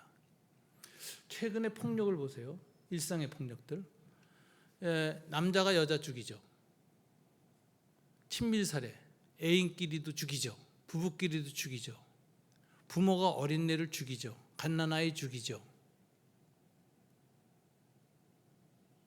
우리 생활 속에 들어와 있는 수많은 폭력들을 보세요. 또 서로 사랑하고 가까운 사이인데 죽이죠. 친밀폭력이라고. 폭력의 형태가 바뀌었어요. 이게 그냥 구조적인 폭력에서 일상의 폭력으로 바뀌었다. 독일에서는 이걸 뭐라 하냐면 구조적인 파시즘에서 문화적 파시즘으로 바뀌었다. 이렇게 얘기하는 거예요. 파시즘은 힘이 강한 자가 작은 자를 억압하는 행위거든. 그러니까 이런 관점으로 우리 사회를 보면 곳곳에 폭력이 만연해 있어. 이거를 씻어내야 좋은 사회가 됩니다. 이 교회 다니는 사람들의 사명이 있어요. 예수의 사랑으로 이 폭력을 씻어내야 돼. 그게 뭐야? 하나님의 나라가 임하는 샬롬, 평화가 임하는 거예요. 기독교인의 인사가 샬롬 아닙니까? 유대인 인사 샬롬이죠. 샬롬이 삶의 곳곳에 임해야 돼. 그래서 이런 구조적 폭력이나 일상의 폭력을 극복해야 돼. 우리는 12.3 내란도 극복해내서 아주 훌륭한 민족이 됐어요. 전 세계가 칭찬해요. 한국이 미국보다 낫다 그래 지금 다. 그런데 일상의 폭력은 너무 많아요. 그래서 갑질도 폭력입니다. 직장에서 윗사람 아랫사람들 갑질하는 거. 선배가 후배 때려. 아이고 갑질 한국 사람 몸에 뱄습니다. 한국 남자들은요 가정을 떠나서 처음 겪는 공동체가 군대입니다. 그래서 군대의 체험이 평생을 가요. 근데 군대 체험을 한 사람들이 공장에 들어오면 반장이 돼. 작업 반장. 그럼 12중 차사가 말 안 들으면 패. 외국인 노동자들이 두들겨 맞아. 저는 외국인 노동자들 많이 상담을 했었는데 다들 그래요. 한국 사람은 패요. 패. 태권도로 막 때려요. 이래. 폭력이 아주 난무하더라고. 한국 사람은 먼저 때려서 길을 꺾어놔야 말을 듣는다고 생각해요. 군대에서 그랬거든. 저 자식이 저거 말 안 듣는 놈이야. 그럼 그놈은 붙잡아서 먼저 패. 왜 패는지도 몰라. 잔뜩 패놓고 나서 열정샷 찾아서 가서 청소해. 그럼 네 하고 가서 시키는 거야. 먼저 때리고 나서 일 시키거든. 이런 문화가 사회 속에서 재현되는 거죠. 그래서 이 폭력이라는 바이러스는 가인과 아벨 후에 우리의 삶에 만연해 있습니다. 근데 가인의 피는 뭐냐면은 아벨의 피는 아까 아벨의 피라 그랬죠. 아벨의 피는 그걸 고발하는 피예요. 그래서 모든 사람을 죄인으로 정죄해요. 그게 아벨의 피의 특징이에요. 근데 오늘 시브리서 기자 이렇게 합니다. 아벨의 피보다 더 나은 피가 있다. 그리고 예수의 피라 그래. 근데 예수의 피가 더 나은 피다라는데 아까 어저께 제가 더 나은이란 말은 완성이라 그랬죠. 완성이를 어떻게 해야? 첫째는 새 언약의 피이기 때문이다 그래요. 자, 가인이 살인하고 그래서 그 살인자는 피를 흘린다라는 인과응보, 눈에는 눈, 혀에는 혀, 아주 이게 복수법이라 그러거든요. 근데 이 복수법은 함무라비 법전에도 있고 성경에도 있어요. 모세 법전에도. 그럼 고대 복수법은 뭐냐면은 정당한 보복을 허락하는 거야. 이건 무슨 소리냐면 그 법의 특징이 과도한 복수를 금지하는 거예요. 그러니까 폭력금지법이에요. 그래서 눈을 뺐으면 눈만 빼라는 거야. 네 눈 뺐다고 목을 빼지 말라는 거예요. 그래서 복수를 정당하게 제한해 놓은 게 복수법입니다. 근데 하무라비 법전은 특징이 성경하고 달라요. 이게 타락한 법전이라서 성경보다 기록보다 조금 더 오래됐어요. 한 300년 먼저. 그런데도 타락한 그 메소포타미아 문명을 들여서인지 살인자에 대한 형벌을 주는데도 귀족한테 다르고 자유인한테 다르고 노예한테 달라. 그래서 계급에 따라서 형벌이 달리 적용되는데 성경은 모든 인간은 똑같아요. 이거 만인평등법이야. 살인자는 다 똑같이 죽는 거야. 그래서 성경의 법사상이 고대 하무라비 법전하고 비교해 보면 인간에 대한 사상이 탁월합니다. 이거 어디서 나냐 아무도 몰라요. 원래 성경의 모세법보다 하무라비 법전이 먼저 기록됐거든요. 수메르 법전이 먼저 있었고 니무나루라고 니무 법전.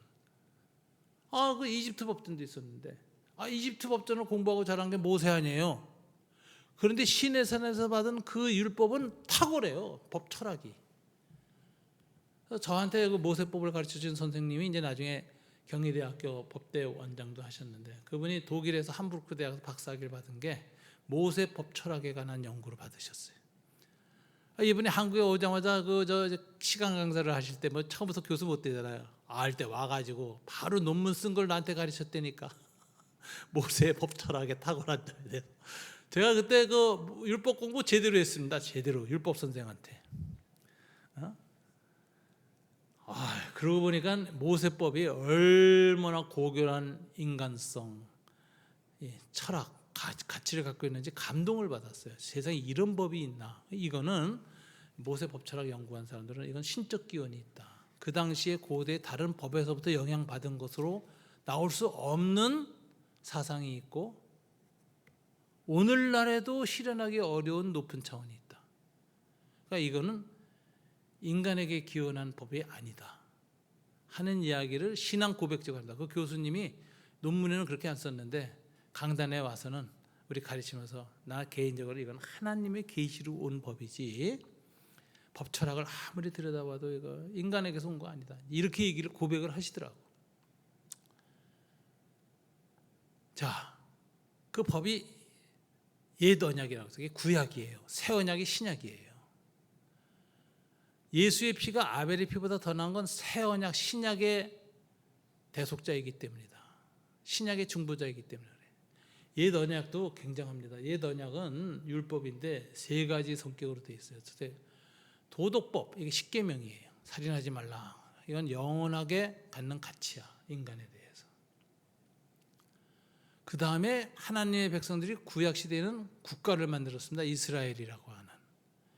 그러니까 국가의 시민이 되니까 그 시민으로서 지켜야 할 형법, 상법, 또 뭐 상속법, 또 무슨 보상법 이런 게 다 있어요. 그게 율법으로 쫙 주어졌어요. 이걸 뭐냐 시빌로우라 그래요. 십계명은 도덕법이고 근본적인 법의 가치고 그것을 삶의 이스라엘 백성의 공동체, 국가 공동체 안에서 시민으로 하나님 나라의 시민으로 살아갈 때 부닥치는 수많은 문제들을 가르쳐주는 율법들이 나와요. 굉장히 많아요. 모세법에 엄청나게 많아요. 그걸 카테고리로 말하면 시민법이라 그래요. 그리고 세 번째 카테고리가 악권인데 제사법이 있어요. 그런데 여러분, 도덕법과 시민법을 아무리 지키려고 해도 못 지키는 게 인간의 타락한 본성이죠. 죄를 지어요. 그럼 도덕법과 시민법으로 하나님 앞에서 해결 안 된 죄는 뭐로 단숨에 해결되죠? 원샷. 제사법. 제사법이 최고입니다. 제사법 없이 시민법하고 도덕법만 있었으면 굉장히 지옥 같은 사회가 될 거예요. 다 낙인 찍히고 회복이 불가능해. 다 정죄당하고 다 심판당하고 다 죽여야 돼. 근데 이스라엘 그렇게 높은 도덕법과 그렇게 꼼꼼한 시민법 체제를 갖고 있으면서도 마지막에 뭐가 있어요? 제사법이 있어. 이거 용서받아. 어린 양 피로.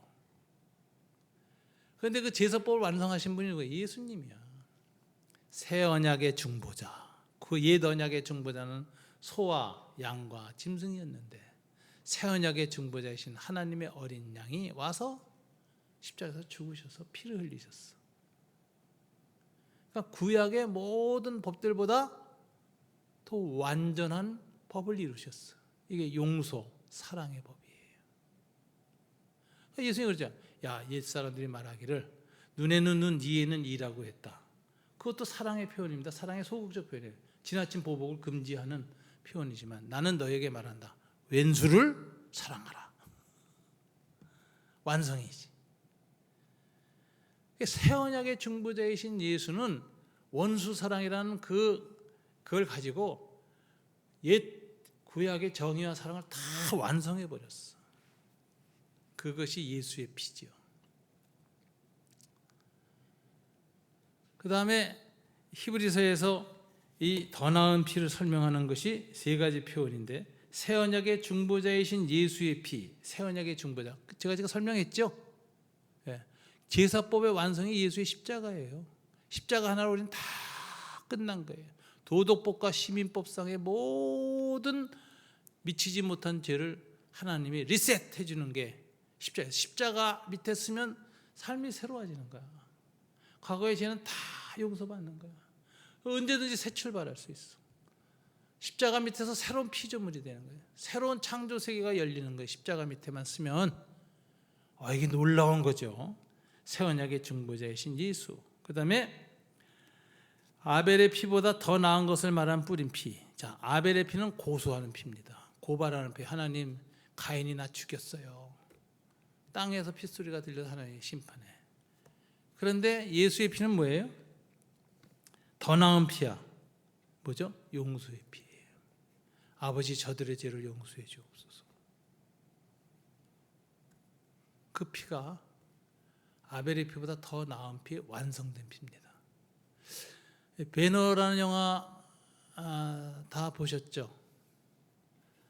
거기에 이제 그 벤허가 나오는데 벤은 아들이라는 뜻이 허는 헛이라는 그 성이에요. 헛이 집안 아들이에요. 벤허. 유대인이죠. 근데 원래 얘가 이 성경을 그대로 믿는 보수적인 신앙인이 아니라 그 당시에 그 로마인들, 그리스인들하고 같이 이렇게 교류가 됐던 사두개파 사람이에요. 베너는. 그래서 베너가 그 예루살렘에서 김나지움, 그 그리스 알파벳을 가르치는 학교가 그 당시에 말하자면 이제 한국에 요즘 외국인 학교지, 외국인 학교. 알파벳 학교를 다녀서 같은 친구가 그 로마 장군이 되잖아. 왼수. 고등학교 동창이에요. 그거. 그래서 이 성경 우리가 고대 유대교 역사를 보면 예루살렘에 BC 200년 전에 그리스 김나지움이 설립이 돼요. 그래서 모든 사두개파 귀족들이 다 해외 유학 가지 않고 그 그리스 고전 학교를 다녀가지고 그리스 철학으로 능통해집니다. 이게 사두개파예요. 부활도 없고 뭐 이런 현대인, 현대파지. 베너가 사두개파였다니까. 그랬다가 배신당하고 온갖 일을 겪죠. 그래서 마지막에 뭐예요? 복수심이 불타지.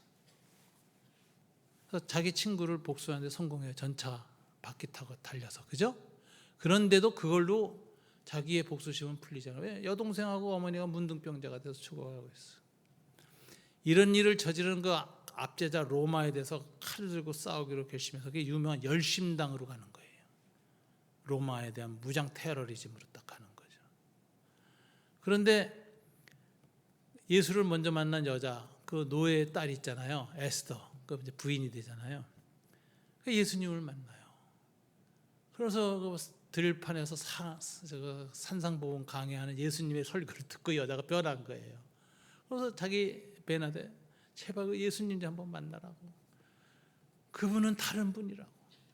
우리가 그동안에 배웠던 가르침하고 완전히 다른 분이라고.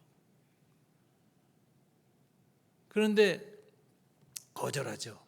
왜? 자기 이미 칼을 품었어. 단검을. 로마에 대한 무장저항을 하기로 결심한 거예요. 그런데 그래서 자기 양아버지한테 받았던 반지도 돌려줍니다. 난 세상에 로마인이 아니다. 로마하고 이제 싸우겠다. 칼을 들었는데 아예 에스더가 그냥 예수님한테 끌고 가는 바람에 갔는데 십자가 가는데 그 14처 중에 예수가 이제 쓰러진 장소가 있어요. 거기에서 이제 매너가 물을 먹이는데 딱 보니까 옛날에 내가 끌려갈 때 나한테 물 준 목수야. 나자렛 목수. 아, 그분이구나. 물을 주면서 감동을 받아요. 그래서 끝까지 쫓아가요. 십자가에 못 박히는데. 그리고 나중에 비가 온 다음에 그 빛 속에 예수의 피가 쏟아지면서 이제 엄마하고 누이 동생 문둥병이 났잖아요. 그럼 기생이 그것도 모르고 베너는 돌아옵니다. 비 온 후에 집에 에스더가 있어요. 그 베너를 딱 끌어안으니까 베너가 이렇게 얘기합니다. 아주 유명한 장면이죠. 그분의 말씀이 내 손에서 칼을 놓게 했어. 뭐죠? 아버지여 저들을 용서하여 주시옵소서. 주님 십자가상에서 용서를 선포하고 돌아가세요. 저들이 알지 못하고 저러나이다. 그 순간에 베너의 마음속에 열심당으로서의 분노의 칼이 떨어지는 거예요. 아가페가 원한을 극복하기 시작해요. 그래가지고 베너 얼굴이 아주 경건하게 빛납니다. 거듭나가지고. 그런데 이제 엄마하고 에스더가 그 예수의 보혈의 피 때문에 비 가운데 쏠주던 내려온 피를 만나면서 문둥병이 깨끗해지죠. 그런 기적이 일어나는데 그 영화의 악권은 다른 데 있지 않습니다. 전차경기 아니에요. 그분의 마지막 말씀이 내 손에서 칼을 놓게 했어. 야, 그 굉장한 복음입니다. 예수의 피는 아벨의 피보다 뭐가 더 낫죠? 용서의 피기 때문에, 화해의 피기 때문에. 이 역사 속에 인간은 두 피 가운데 있습니다. 하나는 아벨의 피에 쓸 것이냐, 아니면 예수의 피에 쓸 것이냐. 아벨의 피에 쓰면은 정의, 보복, 악순환이에요. 폭력의 악순환. 여러분, 혁명이 일어나면 혁명을 일으킨 사람들이 고통받던 사람들이 혁명을 일으키잖아요. 혁명 과정에서는 유혈혁명이 등장합니다. 우리나라가 유혈혁명을 안 겪은 거예요. 12.3 때. 근데 유혈혁명이 일어나면 피를 흘리고 정권을 잡았기 때문에 절대로 그 정권을 놓을 수가 없어요. 원수가 많아서. 그래서 유혈혁명이 하고 나서 유혈혁명으로 정권 잡은 사람들은 꼭 독재를 합니다. 그리고 적들을 싹 죽여요. 스탈린이 그랬고 모택동이 그랬어요. 유혈혁명이기 때문에. 박정희가 덜 죽였어요. 왜? 유혈혁명 안 했어. 5.16 군사투쟁 무혈혁명에서 총칼 들고 들어왔지만 안 죽였어. 이상하게 우리나라 무혈혁명을. 광주가 유혈혁명이야. 이번에 12.3은 무혈혁명에 성공한 거예요. 전 세계 보기 드문 케이스예요. 그런 나라는 민주주의가 성장해요. 그런데 참 보면은 이 아벨의 피만 강한 나라는 보복과 정의, 보복, 원수갚음 이게 해가지고 정권을 새로 잡은 사람들이 또다시 폭력으로 변합니다. 이게 이제 저항 폭력에서 지배 폭력으로 바뀐다 그래요. 공산당들이 다 그렇게 했던 거예요. 근데 저항 폭력인데 저항을 할 때에도 폭력으로 안 하고 이기고 나서도 폭력으로 짓누르지 않는 명예혁명이라는 게 있어. 피 흘리지 않고 인간의 양심과 존엄을 지키면서 악을 물리쳐. 이게 12.3 사태예요. 근래 현대 역사에서 보기 드문 일을 우리가 한 거예요. 그러니까 전 세계가 한국을 높이 보죠. 야, 저렇게 데모하는 나라도 있나? 로제 아파트를 부르면서 야, 참 대단하다. 정말 대단한 일이 일어났어요. 정말 인류 역사에 영국의 명예혁명 이후로 200년 만에 세계 역사를 뒤흔드는 명예혁명이 일어난 거예요. 근데 여러분, 이런 거는 우리가 보면 아벨의 피했을 것이냐 예수의 피했을 것이냐인데, 예수의 피했으면 용서, 회복, 화해의 피입니다. 그게 완성되는 거예요. 그러니까 원하는 갚음으로써 완성되지 않습니다. 원하는 용서로 완성돼요. 그래서 예수님이 오늘 히브리서에 그렇죠. 아벨의 피보다 더 나은 피, 더 완성된 피가 있는데 예수의 뿌린 피, 이거 강조해요. 뿌린 피라는 건 뭔지 아세요? 제사장이 죄진 사람 죄를 속죄할 때 짐승의 피를 섞어서 우슬초를 이렇게 아주 칙칙칙 3번 뿌리면서 내 죄가 사해졌다 할 때가 뿌린 피야. 예수가 십자가 위에서 하나님 십자가를 들고 척척척 해가지고 우리 피를 다 뿌려가지고 보혈로 뿌려서 우리 다 용서했어. 그래서 거듭나요. 사랑의 사람이 돼요. 용서의 사람이 돼요. 이런 사람이 가능해서 화해가 일어나요. 교회는 이런 예수의 십자가 뿌린 피를 많이 뿌리진 사람들이 많을 때 평화롭습니다. 싸움이 안 일어나요. 갈등이 안 일어나요. 화해가 와요. 용서가 와요. 사랑이 넘치는 교회가 돼요. 그런 교회가 하나님 기뻐하는 교회입니다. 여러분, 우리는 항상 인류 역사는 아벨의 피 앞에 서 있느냐 예수의 피 앞에 서 있느냐로 결정되는 거예요. 본나트라는 독일의 유명한 구약학자가 있습니다. 아마 전후 세계 최고의 구약학자예요. 저도 그분 책을 많이 봤는데, 이분이 히틀러 때 저항했어요. 그래서 강단에서 쫓겨났어. 대학 교수에서. 그러니까 길거리 장터에서 성경 가르쳤어. 아주 유명한 길거리의 구약학자였죠. 그 다음에 전쟁이 끝나고 대학에 다시 복귀했어요. 하이델베르그 대학의 구약학교 교수로 왔는데, 그때 취임하자마자 한 설교 중에 하나가 오늘 본문이에요. 예수의 피, 더 나은 피. 근데 제가 그 설교 원고를 읽었거든요. 원고를 읽고 감동을 받았어요. 거기 그렇게 얘기를 해요. 우리 독일 그리스도인들은 과거 히틀러를 지지했습니다. 이 독일 기독교 히틀러 지지한 거 아세요? 독일 기독교가 극우 기독교가 됐어요. 히틀러를 지지했어요. 그래서 어느 노회에서는 목사 선서할 때 히틀러에게 순종할 것을 맹세해야 목사 안수를 받았어. 근데 그때 저항했던 사람이 보네퍼가 있었죠. 그다음에 이제 그 폰라드도 저항했었고, 칼 발트도 저항했었고. 그런데 전쟁이 끝나고 나서 봤더니 이 독일 히틀러가 이 유대인을 600만, 800만 죽였어. 시체가 산더미처럼 나와요. 독일 국민들도 정말 그런 일이 벌어졌다는 걸 비로소 알아. 다 기절하는 거예요. 그 독일 기독교 그때 망했어요. 왜냐하면 기독교가 히틀러를 제일 앞장 세웠으니까. 그 독일 기독교가 죄책감과 절망감에 있을 때 폰라드가 유명한 설교를 하죠. 여러분, 우리에겐 아벨의 피가 있습니다. 600만이라는 유대인들이 우리의 손으로 죽임을 당했습니다. 아벨의 피가 산적합니다. 그 피는 우리를 정죄합니다. 고발합니다. 하나님 앞에서. 우리 독일 개신교는 하나님 앞에서 무서운 저주를 받아도 당연할 만큼 죄를 지었습니다. 그러나 절망할 때에는 회개가 없습니다. 회개는 희망이 있을 때 하는 겁니다.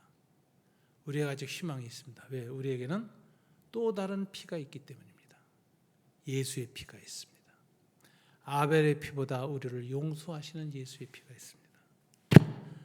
히틀러와 함께 저질렀던 우리 독일 개신교의 모든 죄를 용서하시는 예수님께로 우리가 나아갑시다. 회개합시다. 그러니 다시 시작할 수 있습니다. 이 설교가 독일 전역을 뒤흔듭니다. 수많은 독일인들이 회개를 시작합니다. 독일교회 회개했어요. 그래서 지금 독일교회가 한 전국에 전후 독일에 한 12,000개 정도 예배당이 있는데, 독일 교회는 그 이후로 가난한 사람들과 이방인들과 나그네를 돕기 위해서 실천하는 교회로 거듭나기로 해서 디아코니아 공동체를 만들었는데, 디아코니아 공동체는 이제 노숙자들 돌보고 뭐 다 무료급식하고 하는 공동체. 그다 독일 개신교가 운영하는데 모두 몇 개인지 아세요? 독일 전역에 교회 숫자보다 많아요. 18,000개. 신학교 졸업한 목사들이 목회 안 하고 다 디아코니아에 가서 일을 합니다. 저는 이게 독일 교회가 회개한 거라고 봐요. 무섭게 유대인들을 학살했던 아베레피 대학살자였던 그들이 그 고소하고 호소하고 정죄하는 피에서 벗어나는 유일한 길은 예수님의 피로 돌아가는 길밖에 없다고 하고, 예수님의 용서, 화해, 그 일에 앞장서는 거예요. 거기에 헌신한 거예요. 교회는 온 교우들이 교회 생활 하다 보면 누가 잘못했니 못했니 이런 소리 할 때 많습니다. 비판하고 정죄할 때가.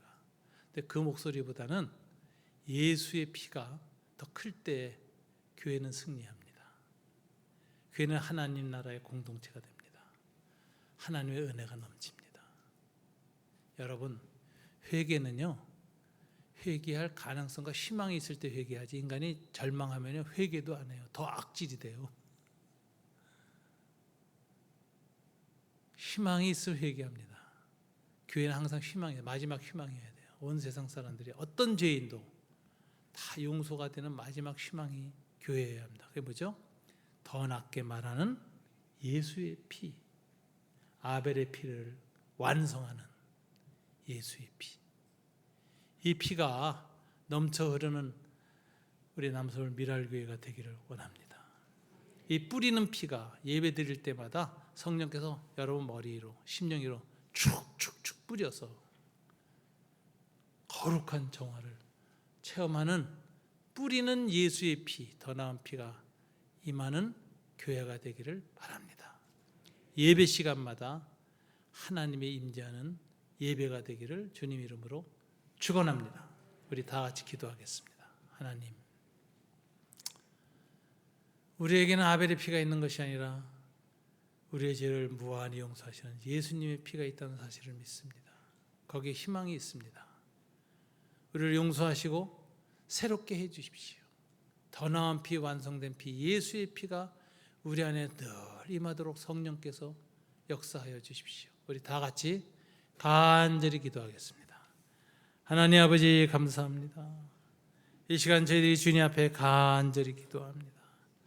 주님, 우리에겐 더 나은 피, 예수의 피가 있다는 사실을 믿음으로 받아들이고 승리할 수 있도록 늘 도와주시옵소서. 주님의 피가 우리에게 말씀을 읽을 때나 기도할 때나 찬양할 때나 주님을 바라볼 때마다 예배 시간마다 성령 안에서 뿌려지게 도와주시옵소서. 예수님 이름으로 간절히 기도합나이다. 아멘.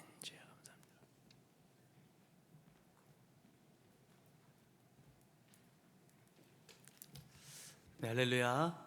이 시간에 우리 268장 죄에서 자유를 얻게 함은 우리 주님의 보혈의 피, 바로 능력. 오늘 이 시간에 우리의 모든 죄를 용서하시는 피인 줄 믿습니다.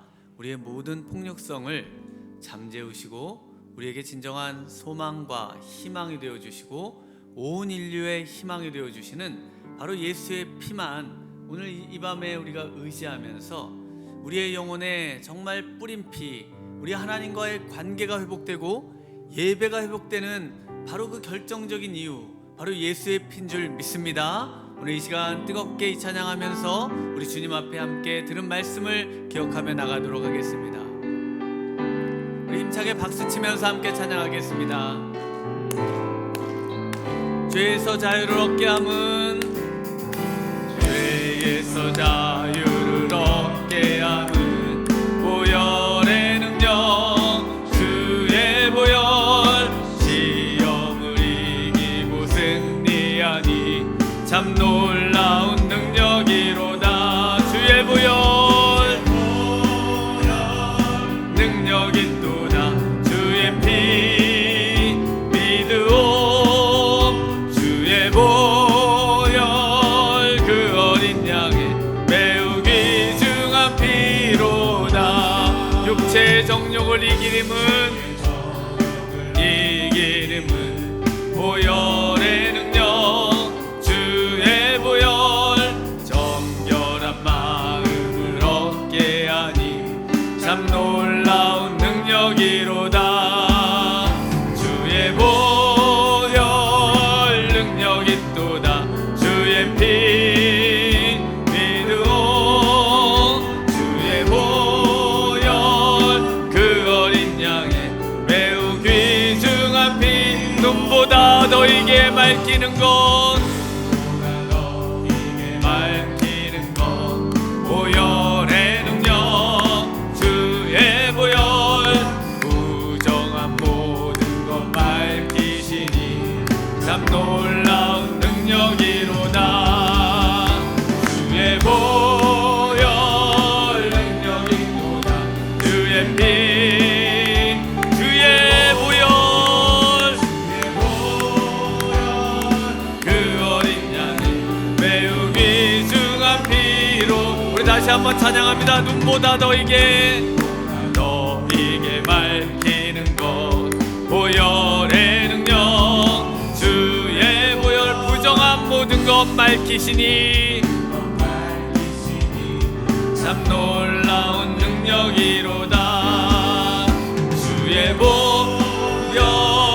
능력이 있도다. 주의 피 믿으오.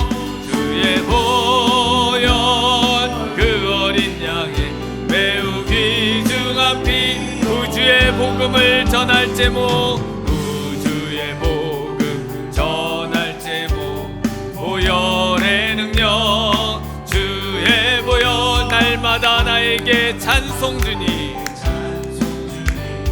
참 놀라운 능력이로다. 주의 보혈 능력 있도다. 주의 피 믿으오. 주의 보혈 그 어린 양의 매우 귀중한 피 주의 보혈 능력 있도다. 주의 피 믿으오.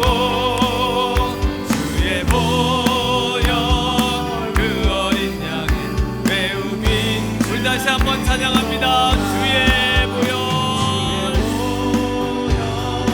능력 있도다. 주의 피 믿으오. 주의 보혈 그 어린 양의 매우 귀중한 피로다. 주의 보혈 능력 있도다. 주의 피 믿으오. 주의 보혈 그 어린 양의 매우 귀중한 피로다. 할렐루야. 정말 우리 예수님의 더 나은 피 정말 이 피가 오늘 말씀처럼 새 언약의 피인 줄 믿습니다. 우리 힘으로는 우리 하나님의 말씀을 지킬 수 없고 하나님 나라에 들어갈 수 없지만 우리를 송두리째 맡기고 우리에게 성령을 주시고 우리에게 새 마음을 주시고 굳은 마음이 아니라 부드러운 마음 고기 같은 마음을 주실 수 있는 바로 그 피, 그 능력은 예수의 피밖에 없습니다. 오늘 이 시간에 우리의 심령이 완전히 송두리째 우리 하나님 앞에서 바뀌어지는 그 뿌린 피가 오늘 이 밤에 우리의 심령 가운데 이곳에 참석한 모든 성도님들의 심령 가운데 뿌려지는 은혜가 있기를 소망합니다. 우리의 힘으로 지킬 수 없었던 그 모든 과거의 모든 죄를 또한 우리 하나님께서 용서해 주시는 용서의 피인 줄 믿습니다. 이제 지난 과거를 우리 또 앞으로 지을 수 있는 그 모든 죄를 우리 예수님만이 완전한 피이신 예수님의 피만이 우리의 모든 죄를 용서하시고 정말 그래서 그 피를 희망의 그 피를 우리가 부여잡고 이 시간 회개하며 나아갈 수 있는 그 피인 줄 믿습니다. 또 세 번째로 우리 안에 있는 모든 폭력성 사회의 모든 폭력성 모든 전쟁으로 인해 서로 죽이고 죽는 그 모든 폭력을 잠재울 수 있는 이 세상의 진정한 샬롬을 가져다 줄 수 있는 피, 예수의 피밖에 없는 줄 믿습니다. 정말 우리 주님께서 남북 간의 관계를 회복해 해주시고 어그러져 있는 정말 갈라져 있는 우리나라의 모든 국민들의 정말 마음을 하나로 묶어주시고 또 우리 교회 안에 있는 모든 미움과 또 시기와 질투와 이 모든 것들도 우리 주님의 이 피를 의지하고 주님의 피가 우리에게 뿌려지고 우리가 씻겨지면 이 모든 것에서 우리가 정말 하나로 화목하고 사랑하고 용서하고 또 회복의 길로 나아가게 되는 줄 믿습니다. 네, 오늘 들으신 이 말씀을 기억하면서 우리 주님 한번 부르고 우리 같이 한번 말씀을 기억하며 주님 앞에 나아가는 시간 갖겠습니다. 주여,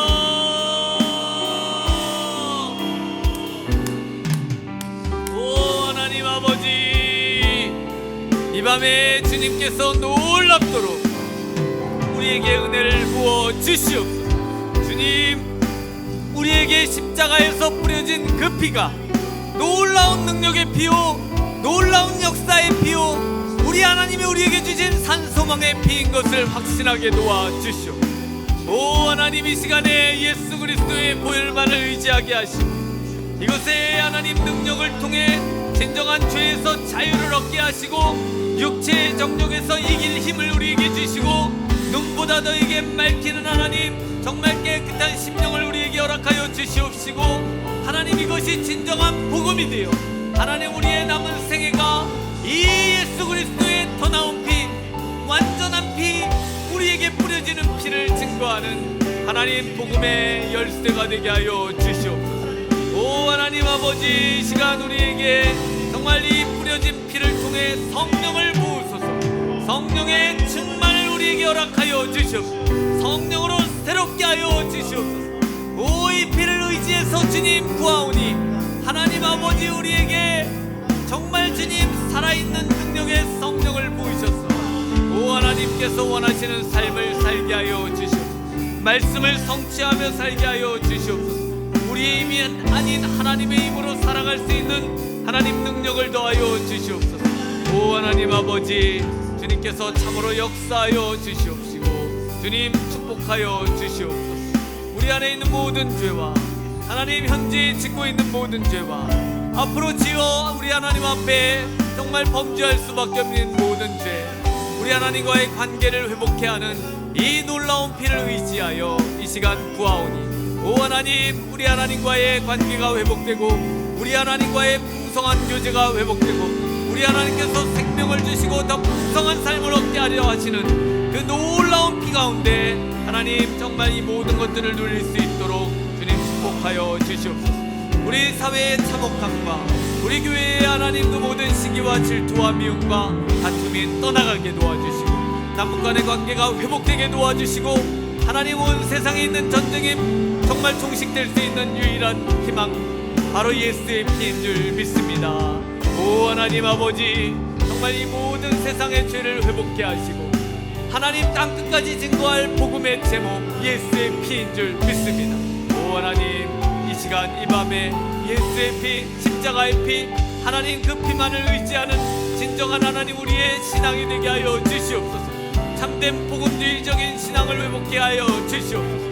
하나님 아버지, 창세기부터 요한계시록까지 우리의 제목이 되시는 예수 그리스도, 그분이 우리를 위해 행하신 이 놀라운 피 흘리심을, 하나님 피 뿌림을 하나님 우리가 이 밤에 하나님 이 은혜를 받고 회복되는 저희들 되게 도와주시옵소서.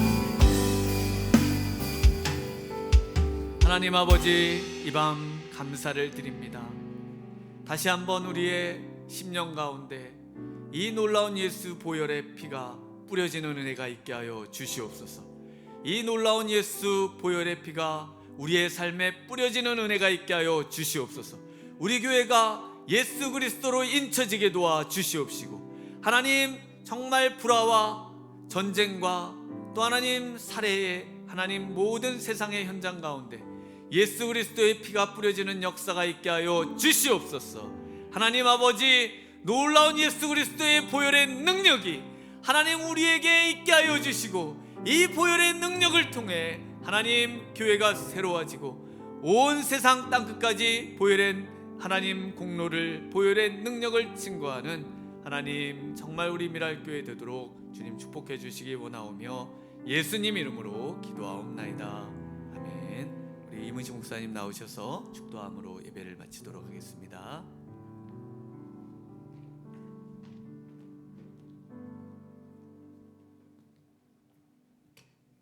지금은 십자가상에서 더 나은 피를 뿌리신 우리 주 예수 그리스도의 은혜와 하나님 아버지 사랑하심과 성령님의 감화 감동하심이 예배 때마다 성령 안에서 피 뿌림 받기를 원하는 우리 남서울 미랄교회 모든 성도들의 심령 위에, 가정 위에, 자녀들 위에 지금부터 영원까지 함께 계실지어다. 아멘.